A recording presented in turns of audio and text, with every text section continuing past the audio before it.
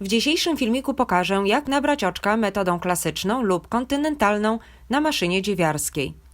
Mam na imię Joanna i zapraszam na filmik.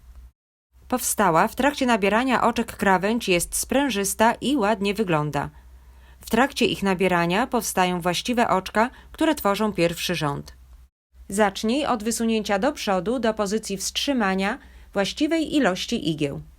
W metodzie tej do nabrania oczek potrzebne są 2 nitki włóczki.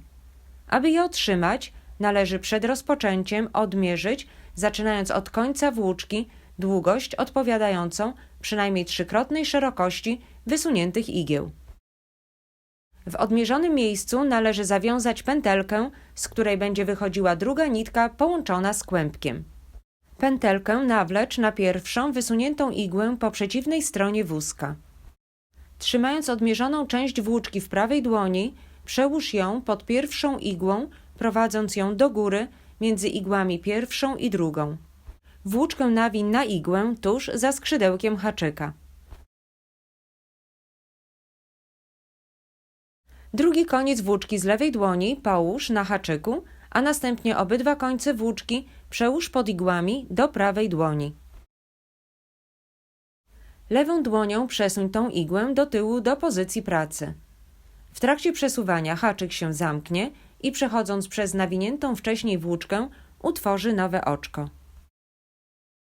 Przełóż teraz koniec włóczki idący z kłębka do lewej dłoni i powtórz te same czynności. Odmierzony koniec włóczki w prawej dłoni przełóż pod kolejną pierwszą igłą i poprowadź ją do góry między igłami pierwszą i drugą. Nawiń włóczkę na igłę tuż za skrzydełkiem haczyka.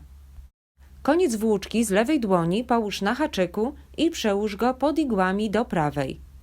Lewą dłonią przesuń tą igłę do tyłu do pozycji pracy. W trakcie przesuwania haczyk przejdzie przez nawiniętą włóczkę i utworzy nowe oczko. Powtarzaj te czynności, aż wszystkie oczka zostaną nabrane.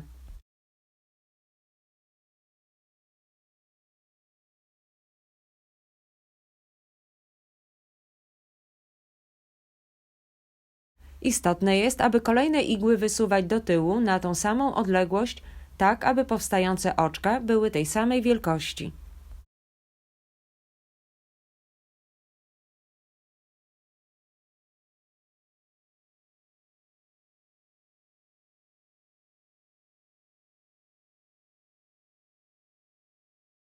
Gdy nabieranie oczek jest zakończone, nawlecz włóczkę na podajnik włóczki. Mam nadzieję, że filmik Ci się podobał. Jeśli tak, to proszę polub go i podziel się filmikiem z innymi, którzy mogą z niego skorzystać. Dziękuję za poświęcony czas i zachęcam do subskrypcji, aby być na bieżąco z nowymi filmikami.